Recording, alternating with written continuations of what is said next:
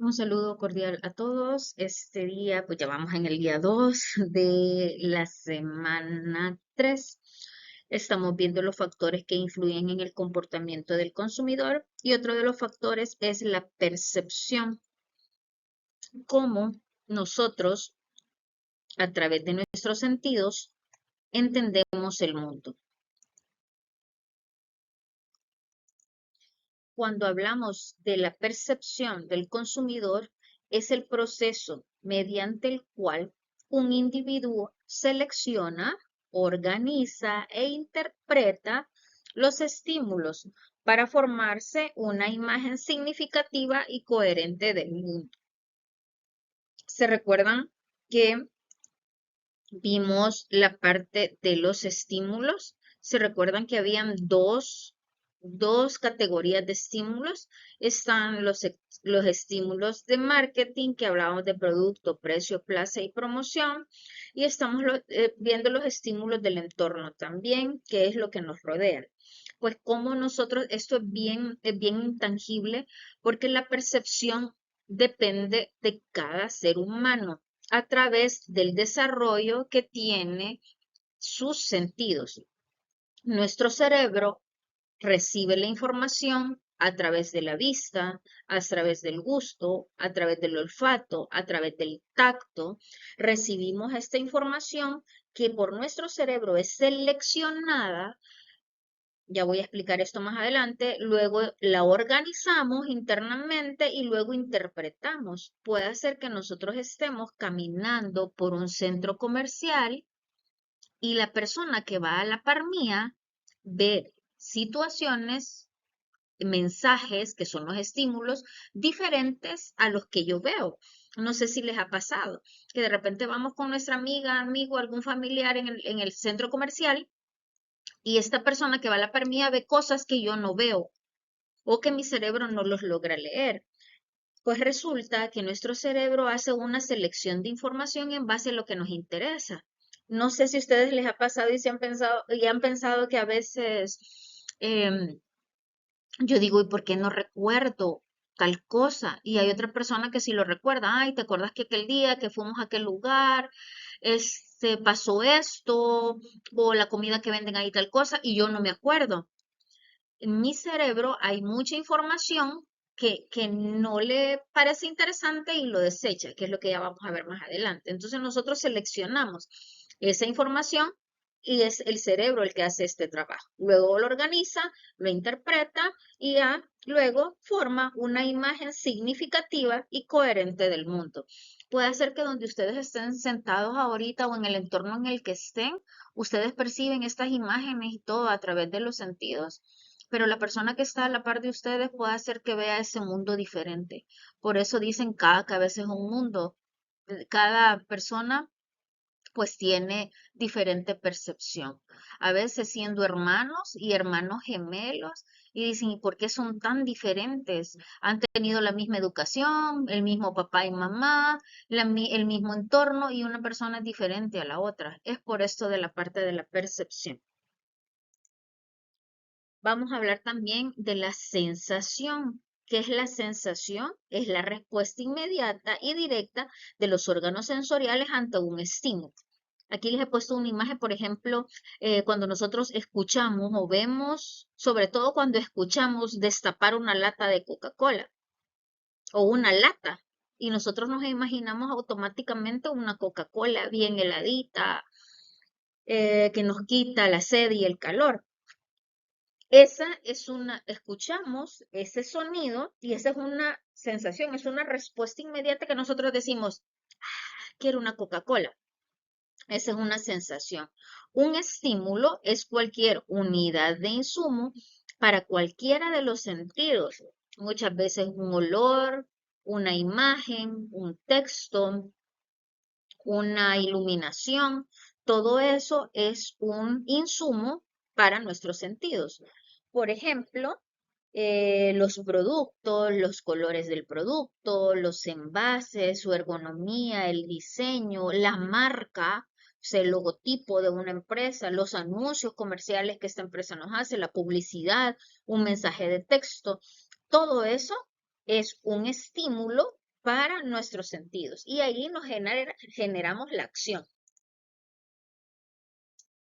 También está, y quiero que ustedes estén viendo la parte del umbral absoluto. Aquí es donde está la diferencia entre lo que percibe una persona de la otra.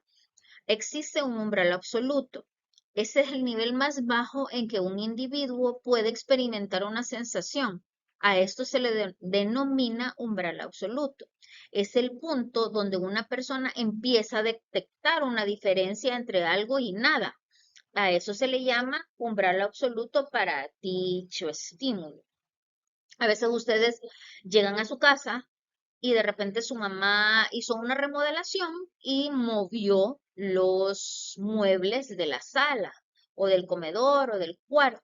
Ustedes entran y dicen, ah, remodelaste, pintaste las paredes, moviste este cuadro para allá, moviste el sillón.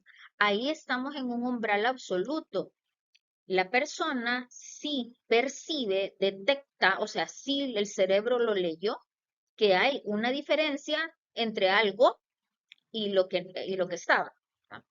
A eso se le llama umbral absoluto. Igual en los productos pasa eso. A veces se hacen modificaciones en la presentación de los envases de los productos y ustedes dicen, ah, hicieron una nueva presentación. Ah, modificaron este producto, cambiaron el envase. Aquí estamos ante un umbral absoluto. También existe un umbral diferencial. El umbral diferencial es lo contrario, es la mínima diferencia posible detectada entre un estímulo similar al otro. A esto se le llama un umbral diferencial o diferencia apenas perceptible, o sea, casi que no lo, a veces ni lo lee el cerebro. Un científico alemán del siglo XIX llamado Ernst descubrió que este diferencial apenas perceptible, el DAP, entre dos estímulos no es una magnitud absoluta, sino una cantidad relativa determinada por la intensidad del primer estímulo. Depende del primer estímulo. En este caso, el umbral diferencial, si seguimos el ejemplo de la remodelación de la casa, puede ser que la remodelación solo sea que cambió un florero por otro.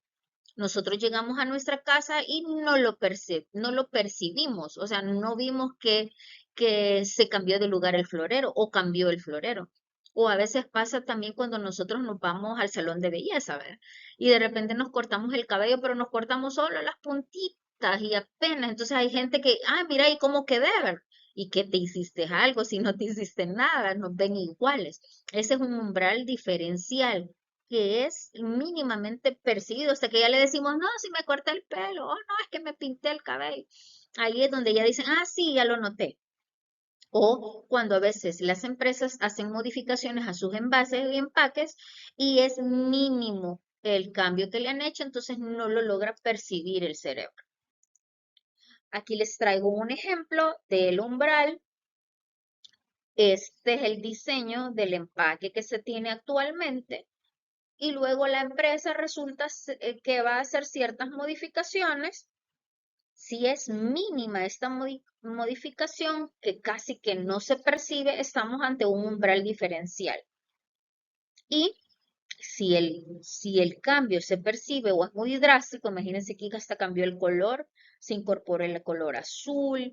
O sea, hay un diseño que yo a la simple vista ya lo logro identificar, estamos hablando de un umbral absoluto. También existe la percepción subliminal. Estos son los estímulos que son demasiado débiles o muy breves, o sea, instantes, milésimas de segundo, para ser vistos o escuchados conscientemente. Pueden, no obstante, ser lo suficientemente fuertes para así ser percibidos por una o varias células receptoras de nuestro cerebro. Nosotros conscientemente no nos dimos cuenta, no lo sabemos, pero el cerebro sí lo leyó. Dicho proceso se conoce como percepción subliminal porque el estímulo está por debajo del umbral o límite de la percepción consciente, o sea, se nos va al subconsciente o a la parte inconsciente, aunque es evidente que no se encuentra por debajo del umbral absoluto de los órganos receptores participantes. A veces Hay situaciones, hay mensajes que son tan débiles que prácticamente pues no los percibimos o son tan breves. También existen los elementos de la percepción y se los voy a explicar aquí para que ustedes vean y a veces aquí vamos a entender el por qué decimos, no, pero yo no lo vi. Ah, pero es que yo pasé por ahí y no recuerdo. O no me acuerdo qué pasó tal día. Eso se le llama, es parte de los elementos de la percepción. Y aquí tenemos tres: la selección perceptual, la organización perceptual y la interpretación perceptual. Esto depende de cada cerebro, de cada ser humano. Primero está la selección perceptual. ¿A qué nos referimos con esto?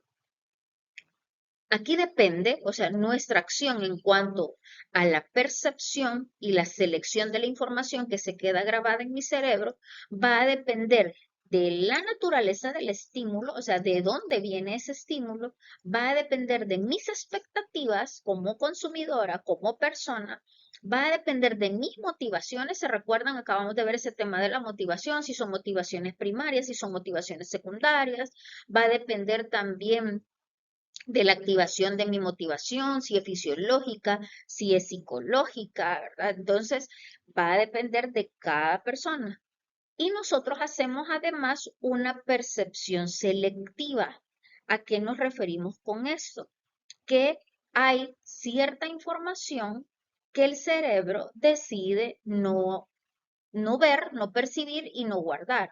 Por ejemplo, la exposición selectiva. Mi cerebro decide qué es lo que va a leer. Si usted va manejando, se encuentra con muchos anuncios publicitarios. Ha pasado a veces por ahí, tantas veces, y le dicen, mira, ya viste, está el anuncio. Y no lo logra ver el cerebro. Es por eso, porque el cerebro decide qué es lo que le interesa. Entonces es una exposición selectiva.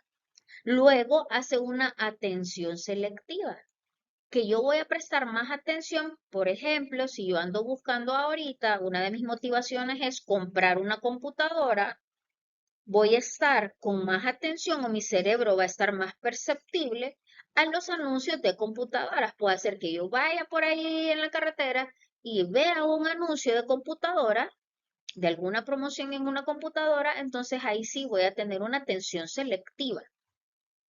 Igual a veces a mí me pasa también de que voy al mismo supermercado todos los meses y cuando yo voy a hacer una receta especial, busco un ingrediente que pueda ser que ya lo haya visto 1000 veces, he pasado por ese pasillo y ahí ha estado ese producto, pero no lo veo porque como no he prestado atención, porque mi cerebro no busca información, entonces desecha todos los demás productos y no lo veía.